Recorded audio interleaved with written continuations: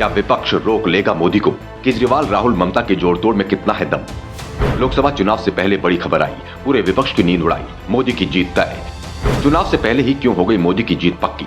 जनता ने बताई बात, बड़ी सच्चाई आई सामने।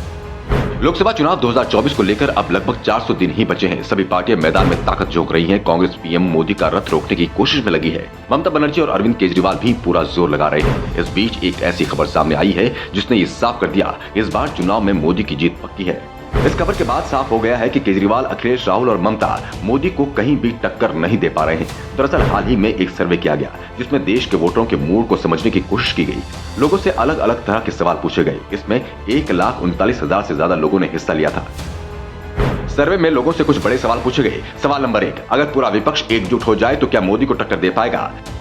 सवाल नंबर 2, मोदी के खिलाफ विपक्ष का नेता कौन होना चाहिए? सवाल नंबर 3, अगर आज चुनाव हुए तो एनडीए को कितनी सीटें मिलेंगी? इन तीनों सवालों के जवाब जब हम आपको बताएंगे तो जवाब जानकर आप हैरान रह जाएंगे। पीएम मोदी को चुनौती देने वाले सवाल पर लोगों ने बड़ी बात कही।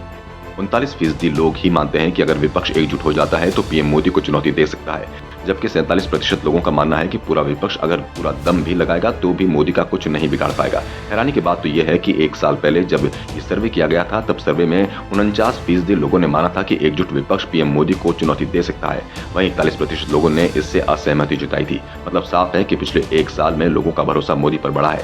तो वहीं दूसरे सवाल के जवाब में अरविंद केजरीवाल और ममता बनर्जी के लिए राहत की बात यह है कि विपक्ष को नेतृत्व देने वाले नेता के तौर पर दोनों का ग्राफ ऊपर आया है। इसमें सबसे ज्यादा फायदा अरविंद केजरीवाल को हुआ है, जो विपक्ष का नेता बनने वालों की लिस्ट में 24% के साथ नंबर 1 पर है, जबकि पिछले साल ममता का ग्राफ ऊपर था। राहुल गांधी को विपक्ष के नेता के रूप में पसंद करने वालों की संख्या भी जनवरी 2022 के 11% के मुकाबले अब बढ़कर 13% हुई है।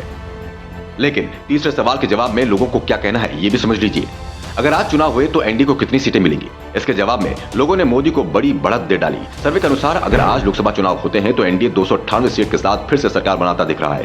कांग्रेस नीत यूपीए को 153 सीटें मिल रही हैं, जबकि अन्य दलों को 52 सीटें मिलने की संभावना जाहिर की गई है। तो इन सवालों के जवाबों से साफ है कि मोदी के सामने पूरा विपक्ष कहीं भी नहीं टिक रहा है।